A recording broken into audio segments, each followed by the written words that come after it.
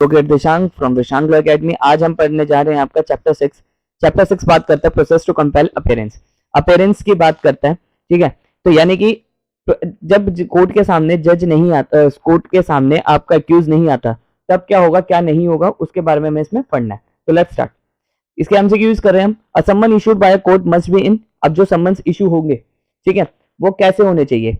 Writing में होने चाहिए, डुप्लीकेट होने चाहिए, या sign by the presiding officer होने चाहिए, या कोर्ट के अदर ऑफिसर के directed by the high court. तो क्या होना चाहिए? इसमें सब कुछ होना चाहिए। तो इसका आंसर है डी, ठीक है। सेक्शन 61 में बताया गया। How are the summon served. अब समन्स कैसे सर्व्ड होते हैं? एक पुलिस ऑफिसर के थ्रू, officer of the court, court के ऑफिसर के थ्रू, जिसे बैलिफ भी कहा जाता है, by any authorise public servant, या तो कोई पब्लिक सर्वेंट, ठीक है, जो इसको ऑथराइज कर रखा कोर्ट ने, या by any of the above. तो ये आपका एमपी एपीओ में आया था, एमपी एपीओ 2003 में भी आया था ये। तो इसका आंसर है आपका डी, सब इनके सबके थ्रू, ऑल द अबव, ठीक है। Summons of the court can be served by, अब किसके थ्रू सर्व्ड होते हैं? आपका पुलिस ऑफिसर के थ्रू, किसके, any officer of the court, public servant, या एनी ऑफ द देम। तो इसका आंसर है पब्लिक सर्वेंट, ठीक है। सॉरी, डी आंसर इसका एनी ऑफ देम, ठीक है, मतलब कि हर किसी के थ्रू होते हैं। वही सेम क्वेश्चन था। अब बात करते हैं हम आपका कि under the criminal process place of warrant of arrest may be executed eight, कहां पर एग्जीक्यूट होता है? एट एनी प्लेस कंसर्न जुडिक्शन, या तो वारंट कहां एग्जीक्यूट करवाए जा सकते हैं? मान लो एक शादरा का जज फरीदाबाद, हरियाणा के फरीदाबाद में बैठे हुए व्यक्ति के खिलाफ आपका वारंट इशू कर सकता है। तो eight any place concern जुडिक्शन of the court, या तो जहां पर वो कंसर्न कोर्ट की जुडिक्शन है, शादरा के जज की शादरा की जुडिक्शन है, वहां पर करेगा, या एनी प्लेस कंसर्न डिस्ट्रिक्ट, कोई भी कंसर्न डिस्ट्रिक्ट में, या इंडिया में, या any place of the world. तो आपके हिसाब से इसका आंसर क्या होना चाहिए? एनी प्लेस ऑफ इंडिया, यानी कि आंसर सी होना चाहिए, ठीक है। सी में है कि सब जगह कर सकता है। अब बात करते हैं हम आपका which of the following section deal with the forms of summons. तो इसका आंसर है बी, ठीक है। बी जो है वो आपका फॉर्म्स ऑफ समन्स से रिलेटेड डील करता है। और सेक्शन 60 वो तो आपका इस चैप्टर से रिलेटेड नहीं है। 62 बात करता है आपका समन्स हाउ सर्व्ड, कि समन्स कैसे सर्व्ड होंगे, ठीक है, by police officer, by public servant, या कोर्ट का बंदा। और 64 बात करता है service when person summon can not be found, और समन्स कैसे सर्व होंगे जब पर्सन ही नहीं मिल रहा, ठीक है, तो किस तरह से होंगे? An arrest warrant issue by the court can be executed at, अब ये कहां एग्जीक्यूट हो सकता है? स्टेट में आपका, या इंडिया में, या आपका एनी प्लेस ऑफ इंडिया में, या जुडिक्शन में। यानी कि देखो क्या होता है, कोर्ट के सामने अगर कोई नहीं आ रहा, पहले तो समन्स इशू करेंगे। अब समन्स इशू करने के बाद भी नहीं आ रहा, ठीक है, और इंटेंशनली अवॉइड कर रहे हैं, या तो बेलेबल वारंट होंगे या नॉन बेलेबल वारंट होंगे। किसके खिलाफ? एक्यूज के खिलाफ, ठीक है। फिर बाद में उसके बाद अगर इन दोनों के बाद भी नहीं आ रहा तो उसके खिलाफ 82 की प्रोसीडिंग होती है। अब क्या है कि ये बेलेबल वारंट और नॉन बेलेबल वारंट या समन्स क्या सिर्फ आपका वो कंसर्न कोर्ट अपने डिस्ट्रिक्ट में कर सकता है क्या, जहां उसकी पावर है? आंसर इज नो, पूरी इंडिया में कहीं पर भी कर सकता है। तो यहां पर आएगा एनी प्लेस ऑफ इंडिया, ठीक है। तो इसका आंसर है बी, ठीक है। तो 296 का आंसर बी है। अब बात करते हैं under which of the section CrPC summons may be served by leaving it with adult member of the family of the concern person. यानी कि इनमें से कौन से सेक्शन में ये बात लिखी गई है कि अगर एडल्ट मेंबर को भी मिल गया, जैसे मान लो मैं हूं, ठीक है, मेरे घर में सबसे बड़े मेरे पापा हैं, ठीक है, मेरे डैड है, तो अब मान लो कोई जो समन्स है वो इनको डिलीवर करवा दिया, तो समझा जाएगा कि मुझे भी डिलीवर हो गया, ठीक है। तो ये वाली बात आपका कौन से सेक्शन में लिखी गई है? ये बात लिखी गई है 64 में। 64 बात करता है service when person summons can not be found, कि जब आपका सर्विस करने वाला व्यक्ति नहीं मिल रहा तो उसके एडल्ट मेंबर को भी रिसीव करवा दिया होगा तो वो माना जाएगा। अब 62 कह रहा है समन्स हाउस सर्व्ड की बात करता है। सेक्शन 63 बात करता है आपका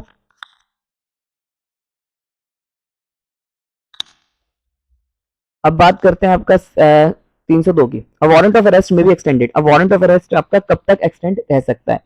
तो आपका है eight any place with in India, मतलब सिंपल सी बात है कि किसी भी इंडिया के कोई भी जज है, चाहे शादरा में बैठा हो कोई जज हो, ठीक है, या अंडमान निकोबार में बैठा हुआ कोई जज है, अगर वो इंडियन की टेरिटरी में वो कहीं पर भी एग्जीक्यूट करवाने के लिए कह सकता है, ठीक है। तो इसका answer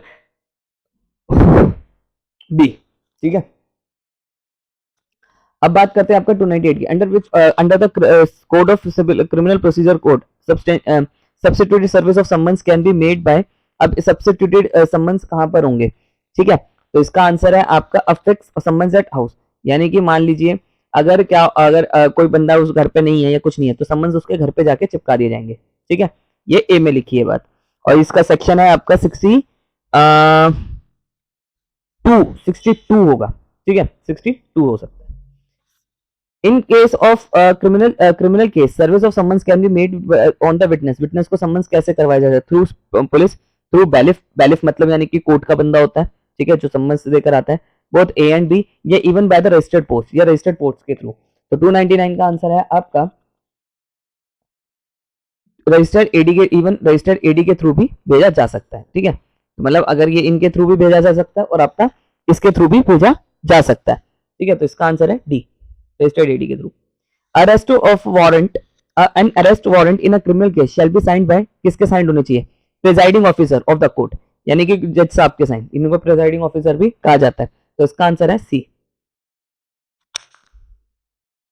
A warrant of arrest is command can should be command and should be made must be in writing, writing में होना चाहिए, आपका साइंड होना चाहिए, सील्ड होना चाहिए, इशू बाय द मैजिस्ट्रेट, जिस मैजिस्ट्रेट ने उसे इशू करा है, address to the police officer, किसी पुलिस ऑफिसर के एड्रेस होना चाहिए, या ऑल द अबव, ये सारी चीजें होनी चाहिए, तो इसका आंसर है ऑल द अबव, ये सारी चीजें इसमें होनी चाहिए, तो इसका आंसर है टी, ठीक है, ये ए नहीं है, ये कुछ और था।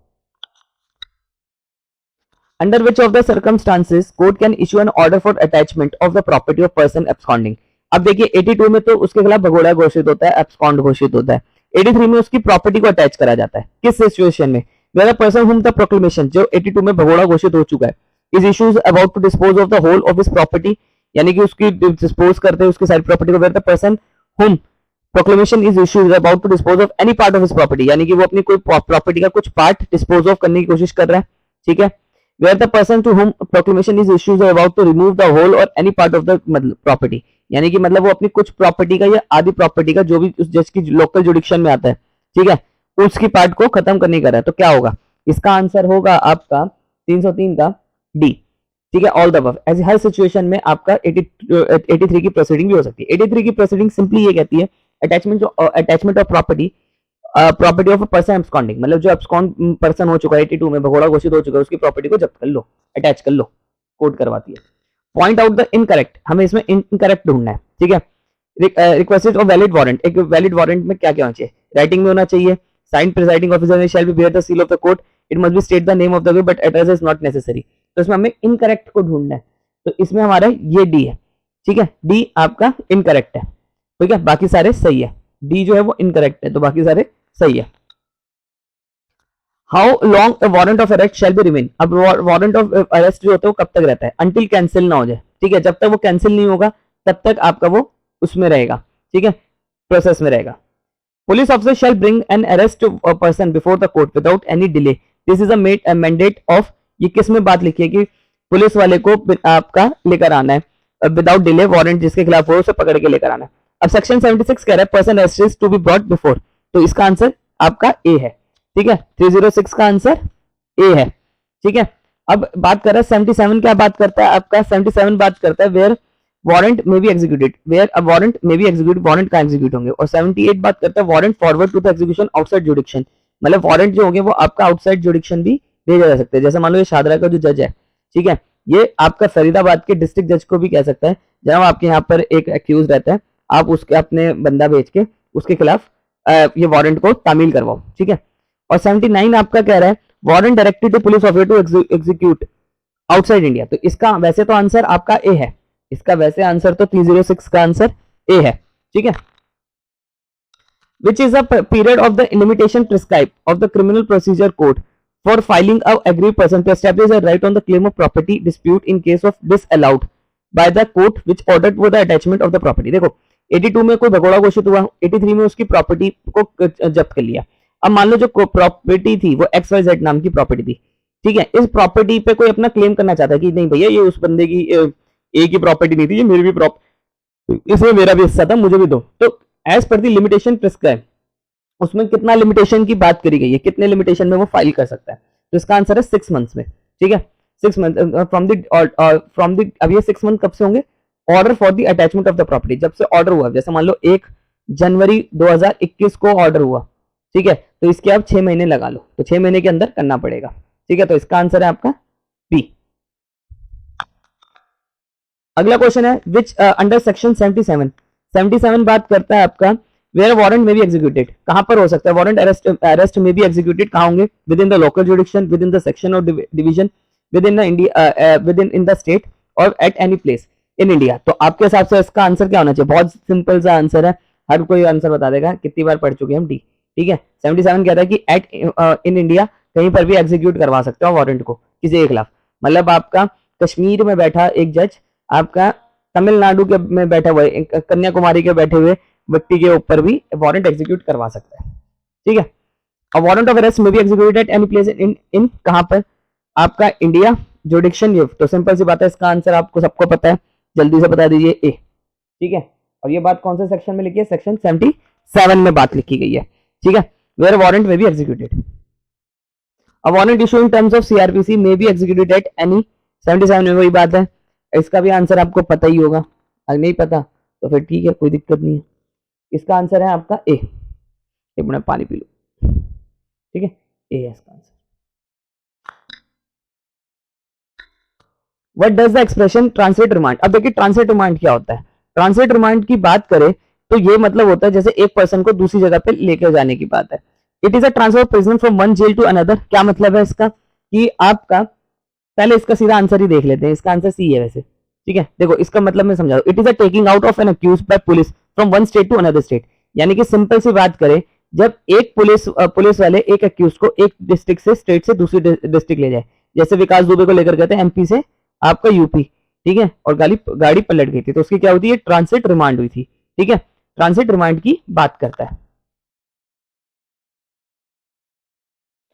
तो ट्रांसिट रिमांड की बात करता है आपका सेक्शन 76। ट्रांसिट रिमांड मतलब यानी कि एक स्टेट से अक्यूज को दूसरे स्टेट ले जाना। ठीक है, under which of the section CRPC a person who is avoiding execution of warrant may be proclaimed absconder।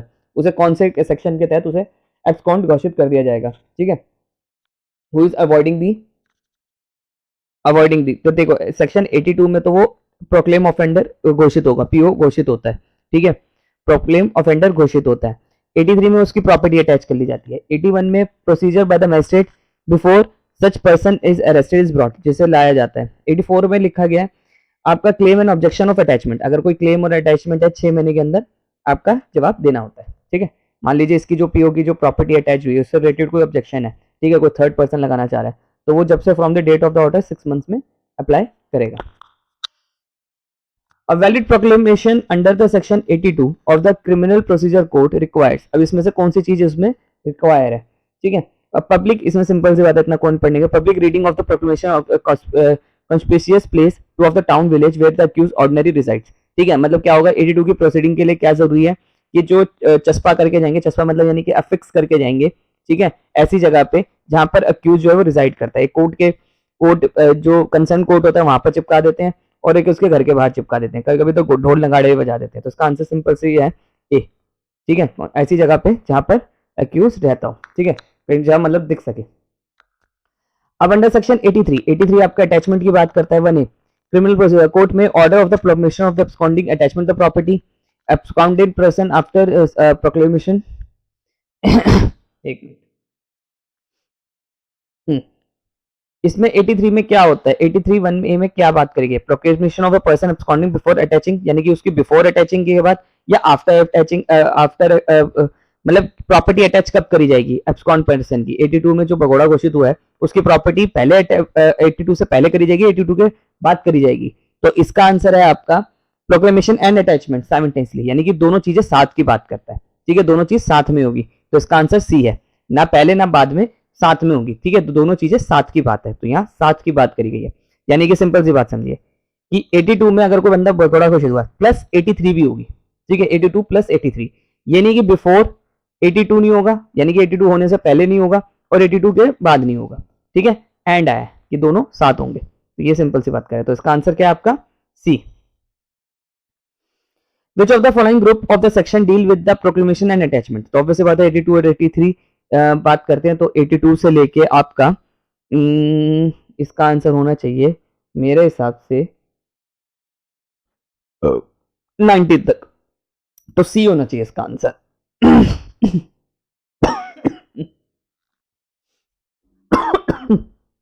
नहीं, इसका आंसर आपका बी है। ठीक है, इसका आंसर बी है 86 से लेकर। तो 81 में 82 बात तो प्रोक्लेम ऑफ अंडर की बात कर रहा है। 83 में कह रहा है कि प्रोक्लेमेशन की अटैचमेंट कर दी जाएगी प्रॉपर्टी को। 84 की जो बात करता है आपका, करता है क्लेम एंड ऑब्जेक्शन की बात करता है, कोई क्लेम लगाना है तो 6 मंथ्स के अंदर लगा सकते हैं, ठीक है। 85 कह रहा है release, sale and restoration of attachment property, release भी कर सकते हैं, सेल भी कर सकते हैं और रिस्टोरेशन ऑफ प्रॉपर्टी भी कर सकते हैं। और 86 बात कर रहा है appeal from order of rejection, appeal भी जा सकती है 86 में, ठीक है। तो अपील की बात कर रहा है 86, अपील की बात करता है, तो इसका आंसर है बी, ठीक है। 315। अब बात करते हैं penalty 318, penalty of non appearance in the accuse where a declaration has been made, आपका 82 की प्रोसीडिंग हो गई तो उसके ऊपर एफआईआर भी दर्ज हो जाती है, तो उसकी एफआईआर दर्ज जो होती है वो होती है आपका बी में, यानी कि 174 ए आईपीसी के तहत, ठीक है। इसमें जो कंसर्न कोर्ट होती है वो एफआईआर दर्ज करवा देती है और ये नॉन बेलेबल ऑफेंस होता है और कॉग्निजेबल भी होता है, ठीक है। 174 ए। अब बात करें हम आपका which of the section of the code, criminal procedure code, for the proclamation for the person absconded may be issued, proclamation of person किस में सेक्शन में होगा, बहुत ही ज्यादा आसान है इसका आंसर, तो हर कोई दे देगा बी, ठीक है। 83 में क्या होता है, प्रॉपर्टी अटैच होती है, 82 में आपका प्रोक्लेम ऑफेंडर को हो गया डिक्लेयर होता है, 81 में आपका प्रोसीजर बताया गया, 80 में आपका ये बताया गया कि procedure of arrest person against the warrant issued, जिसके क्या वारंट हुए हैं उसके खिलाफ क्या प्रोसीजर होगा। Which of the following is correct statement of law as per the 82 and 83 of criminal procedure code, क्या कौन सा प्रोसेस आपका फॉलो करा जाता है, ये वाला तो अभी बाद में, क्योंकि आधा उधर है आधा उधर है, तो अभी बाद में डिस्कस करेंगे इसे। when warrant cannot be executed the court may proceed, अगर warrant cannot be execute, अगर warrant execute नहीं हुए तो ऐसे में अब कोर्ट क्या करेगी, ठीक है। मान लो जिसके खिलाफ वारंट हुए वो नहीं आया तो उसके खिलाफ क्या होगा, 82 की प्रोसीडिंग और 83 की प्रोसीडिंग दोनों होगी साथ में, तो इसका आंसर है बी। 82 में प्रोक्लेम ऑफेंडर घोषित होगा, 83 में उसकी प्रॉपर्टी अटैच कर दी जाएगी, दोनों चीज साथ होगी। Proclamation under section 82 shall specify time not less than 30 days from the date of such proclamation, ठीक है। अब ये लिखा है shall specify the time not less than, अगर मतलब 82 को आपका प्रोक्लेमेशन के कितने दिन में हो जाना चाहिए, from the date of the publishing, जब से वो पब्लिश हुआ है, ठीक है, उसके बाद से 30 डेज के टाइम गिना जाता है, तो इसका आंसर है सी। अब बात करें 317 की, तो 317 बात करता है कि विच of the following is correct statement about the 82, 82 से रिलेटेड कौन सी आपकी स्टेटमेंट ठीक है, तो इतना सारा लंबा पढ़ने की जरूरत नहीं है, तो सीधा आंसर पर आते हैं। The court may order attachment of the property of person regardless whether or not he has been declared proclaimed vendor, तो हमें यहाँ पर करेक्ट स्टेटमेंट जो देखनी थी वो 82 और 83 से रिलेटेड देखनी थी, तो इसमें यहाँ लिखा है the court may order attachment of property, यानी कोर्ट जो है वो अटैचमेंट क्या कर सकता है, प्रॉपर्टी के, सॉरी इसका आंसर ये नहीं है, ठीक है। इसका आंसर है आपका the court may order of attachment of property of person after publishing, publishing होगी कितने दिन में, 30 डेज में, ठीक है, 30 डेज में, return proclamation under section 82 requiring him to appear before it, तो ये वाली आपकी बात इसकी ठीक है, ठीक है, ये गलत है, तो इसका आंसर क्या है बी।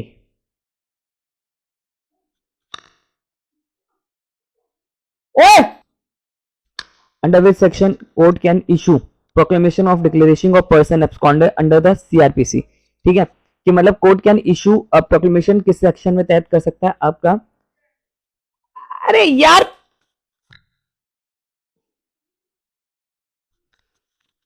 अब 323 की बात करें, warrant of arrest and proclamation under section 82 issued simultaneously and later on consequently order of attachment 83 was also issued, but what is the legality of this orders, तो उसकी क्या लीगैलिटी, मतलब 82 के बाद 83 करा, ठीक है, पर हमने पढ़ा था कि 82 के साथ 83 भी करना जरूरी है, ठीक है, मतलब जरूरी तो नहीं है कि पर करेगा, तो इस आपके हिसाब से इसका आंसर क्या होना चाहिए, तो इसका आंसर है सी, ठीक है।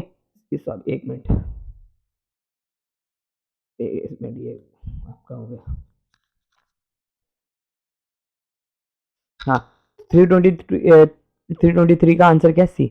The order of under section 82 is illegal and improper vitiating the consequential order of the attachment, यानी कि जो अटैचमेंट करेंगे फिर वो आपका वाइटेट माने जाएंगे, यानी कि दोनों को साथ करना जरूरी है, ये नहीं कि आप बाद में कर दो, ठीक है।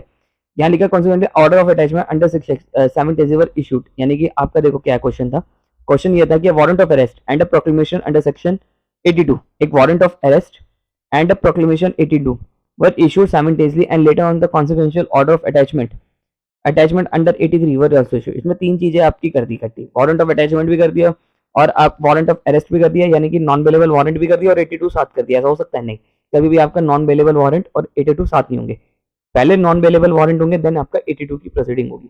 अगर ऐसा जज करता है तो उसके ऊपर उसकी प्रोसीडिंग वाइटेट मानी जाएगी, वो प्रोसीडिंग मानी ही नहीं जाएगी। The order under section 82 is illegal, फिर उसका वो आपका इलीगल माना जाएगा एंड इम्प्रॉपर माना जाएगा, वाइटिंग माना जाएगा। कॉन्सिक्वेंशियल ऑर्डर ऑफ अटैचमेंट, जो भी उसका अटैचमेंट का ऑर्डर है वो भी वाइटेट माना जाएगा। A proclamation under section 82 of the CRPC can be issued against a person against whom a warrant has been executed। अब किस किस के खिलाफ 82 की प्रोसीडिंग हो सकती है, ठीक है, यानी कि उसके आपका कि उसके खिलाफ होगी, श्योरिटी के खिलाफ होगी, विटनेस के खिलाफ होगी, या ऑल द अबव। तो ये किन किन के खिलाफ हो सकती है, तो इसका आंसर है ऑल द अबव। ठीक है, सिंपल सी बात है। देखो समन्स का मतलब क्या है, समन्स किसी के लिए भी हो सकते हैं, क्यूज के लिए भी हो सकते हैं, विटनेस के लिए भी हो सकते हैं, या उसकी श्योरिटी है। अगर कोर्ट के सामने तीनों में से कोई भी व्यक्ति नहीं आ रहा तो कोर्ट इन तीनों के खिलाफ आपका bailable warrant, non bailable warrant और आपका 82 की प्रोसीडिंग कर सकती है। ठीक है, तो ये चीज है, तो उसी का पार्ट था। Period of the appearance of the proclamation is not less than, period for proclamation issued जो पब्लिश करेंगे 82 इज नॉट लेस देन, कितने दिन का टाइम होना चाहिए, 30 डेज का टाइम होना चाहिए। ठीक है, तो इसका आंसर है 30 डेज, तो यानी कि बी इसका आंसर है। Under which section of the CRPC a person who is avoiding executing a warrant may be proclaimed absent है, 82 में घोषित हो जाएगा। 325 का आंसर, सिंपल सी बात है। ठीक है, इसका आंसर 82 है, यानी कि सी। If any court has reason to believe that a person against whom warrant is issued, जिसके खिलाफ वारंट इशू हुए, is absconding और concealing, वो abscond कर रहा है, भाग रहा है या conceal कर रहा है, अपने आप को छुप रहा है। ठीक है, the court में issue a proclamation which person mentioned should be, accused के खिलाफ भी हो सकता है, विटनेस के खिलाफ, एनी पर्सन, यानी कि डी। इसका आंसर क्या है, डी है। ठीक है, वो किसी के खिलाफ भी हो सकते हैं, तो यहाँ पर आंसर डी आएगा, एनी ऑफ दैट। ठीक है, इसका आंसर डी है। Under which section of CRPC an order from attachment of property of person absconding may pass at any time issue a proclamation, यानी कि उसकी प्रॉपर्टी अटैच के आप at any time after the issue of proclamation कब कर सकते हैं, तो इसका आंसर होगा आपका 83। ठीक है, तो यानी कि इसका आंसर है ए।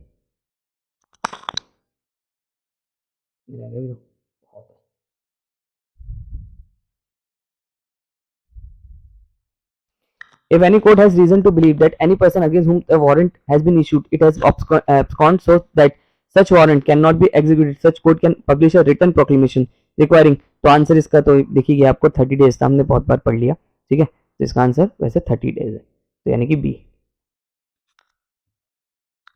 Attachment of a property of a person abscond can be, कोई भी हो सकता है। आपका अटैचमेंट ऑफ प्रॉपर्टी किसकी हो सकती है, issue after the publication, simultaneously, issue simultaneously with the issue of proclamation, या ऑल द अबव। तो आपके हिसाब से इसका आंसर क्या होना चाहिए, आपके हिसाब से इसका आंसर होगा सी, साइमल्टेनियसली होना चाहिए। ठीक है, issue simultaneously with the issue of proclamation, यानी कि अटैचमेंट ऑफ प्रॉपर्टी 82 और 83 आपका साइमल्टेनियसली होनी चाहिए। What is the limit prescribed within a claim of objection to 6 months, तो वही वाले रिपीट हो रहे हैं बार बार, तो इसका आंसर है ए। ठीक है, यानी कि 6 मंथ्स का टाइम होता है अगर किसी ने ऑब्जेक्शन करना है, 84 में बताया गया। ठीक है, अब in order to compel appearance of a person who is absconding in spite of warrant of arrestment being against, किसी के खिलाफ हुए हैं तो उसको क्या होगा, about the dispose the whole of any part of his property, about remove either condition A or B, both condition A and B को एग्जिस्ट, यानी कि दोनों साथ होनी चाहिए। ठीक है, तो इसका आंसर होगा आपका इधर कंडीशन ए और बी, या तो वो अपनी whole property, about the dispose of whole property कर रहा हूँ, या any part of his property कर रहा हूँ, या अबाउट टू रिमूव कर रहा हूँ whole of any part of the property, या लोकल जुडिक्शन। ठीक है, तो ए और बी दोनों है, और लोकल जुडिक्शन में वो प्रॉपर्टी होनी जरूरी है, तो इसका आंसर सी है। ठीक है, इसका आंसर क्या है, C. Claim and objection of attachment कितने देर में करना, कितने टाइम में कर सकते हैं आप, 6 मंथ्स में। ठीक है, तो इसका आंसर सी है। Under which section of CRPC attachment of property of person abscond is made, 83। ठीक है, इसका आंसर बी है। Attachment of land paying revenue to the state government of a person absconding shall be made, अब ये जो abscond कर रहा है, the attachment of land paying revenue, अगर वो लैंड रेवेन्यू पे नहीं कर रहा थ्रू कलेक्टर, तो कलेक्टर के थ्रू होता है, आपका इसका आंसर सी है। वैसे 421 में इसकी प्रोसीडिंग दे रखी है, सेक्शन 421 में। अब सिंपल बात है, 84 में क्या है, 84 बात करता है आपका claims and objection of attachment, तो कितने महीने में कर सकते हैं, 6 मंथ्स में, तो इसका आंसर सी है। ठीक है, which one of the following statement is not correct regarding to the provision of the criminal procedure code, if the absconding person, इसे हमने कई बार पढ़ लिया है, तो इसका सीधा आंसर ही डिस्कस करते हैं। क्वेश्चन में है क्या है, कि हम बताते हैं कि what is not correct, which is not A correct, इसमें से कौन सी चीज करेक्ट नहीं है, नॉट करेक्ट। तो इसमें if an absconding person against whom a proclamation has been issued and published does not appear in the court within a prescribed period, the property may be attached 83, क्या मतलब उसकी property attach करती जाएगी, ठीक है। if the where the property of a proclaimed offender is attached and receiver is appointed, अगर receiver appointed with the power of duties and liabilities of a receiver shall be same and those receiver appointed under section code of civil procedure code. If the proclamation offender does not appear before the court within a 2 years, the date of publication his property shall be confiscated by the state. तो ये गलत है, ठीक है। आपका इसका answer है, हमें इसमें गलत ढूंढना था, तो इसका आंसर है सी। A proclaimed offender attacher can claim property or the sale proceed on appearance within कितने टाइम से, आपका 6 मंथ्स के टाइम में वो प्रॉपर्टी से रिलेटेड अपनी ऑब्जेक्शन लगा सकता है सेक्शन 84 के तहत। तो इसका आंसर है आपका, एक मिनट सॉरी,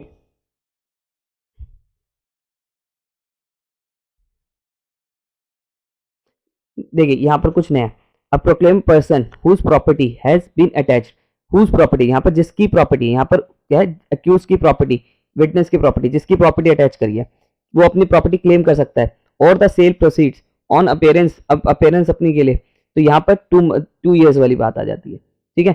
6 महीने की बात थी, कोई क्लेमेंट आता है, 6 महीने वाली बात थी क्लेम एंड ऑब्जेक्शन वाली बात, यहाँ पर क्या वो पर्सन जिसके खिलाफ हुए वही अपनी प्रॉपर्टी को क्लेम करने आ रहा है, तो इसका आंसर क्या है आपका बी, इसका आंसर है आपका B. Warrant may be issued in the lieu of additional summons. Is recording of the reason in writing is a condition precedent? Yes, it is a true statement. ये आपका ये होता है, ये आपका होता है सेक्शन 87 में होता है, सेक्शन 87 की बात है ये, ठीक है। और इसका आंसर क्या होगा आपका, इसका आंसर है आपका ए, स्टेटमेंट इज ट्रू, इसका answer A. Every warrant of arrest shall remain in the force, जब तक वो कैंसिल ना हो जाए, तो बी है, ठीक है, जब तक वो कैंसिल ना हो जाए तब तक वो रहते हैं, ठीक है। तो इसका आंसर आपका बी है। इट इज एग्जीक्यूटेड, और तो अच्छा इसमें एक और चीज भी दे रखी है, ए और बी भी दे रखा है, तो ए भी आपका सही है और बी है, तो इसके हिसाब से आंसर डी होना चाहिए, ठीक है। तो इसका आंसर डी होगा, सिर्फ ए बी नहीं होगा, आपका ए भी होगा, ठीक है। इट इज एग्जीक्यूटेड, और एग्जीक्यूट होना चाहिए तो कैंसिल होना चाहिए, ऐसे कंफ्यूज करके देते हैं, कभी कभी हम भी कंफ्यूज हो जाते हैं। When irregularity caused by a competent magistrate, अगर कोई इरेगुलरिटी हो जाती है, ठीक है, किसके से, मैजिस्ट्रेट के से, is doing one of the following work would be make the proceeding void under CrPC, इनमें से कौन सी होगी, attach and sell the property, आपका टेंडर पार्डन में कर दिया, इशू सच वारंट सेक्शन 94, तो इसमें आंसर होगा आपका 341 का सी, यानी कि अटैच और प्रॉपर्टी से रिलेटेड उसने कोई चीज करी है तो उसका वाइटेड मानी जाएगी, वो इरेगुलरिटी मानी जाएगी, ठीक है। The court can compel the attendance of any person whom the summons have been issued and provision of CRPC for the purpose of, इनमें से कौन सा पर्पज से रिलेटेड होगा, अगर इसका आंसर है ए, इसका आंसर क्या है A, issue warrant attach and sell is property, ठीक है। तो उसकी वारंट भी अटैच कर सकते हैं और सेल भी कर सकते हैं, प्रॉपर्टी को अटैच भी कर सकते हैं, सेल भी कर सकते हैं। देखो अटैच में क्या है कि वो अटैच करके रख ली, ठीक है, अपने पास रख ली, और सेल का मतलब बेच दी, तो ये होता है। आई होप आपको मेरी वीडियो पसंद आई, वीडियो पसंद आई तो चैनल को सब्सक्राइब करिए प्लीज।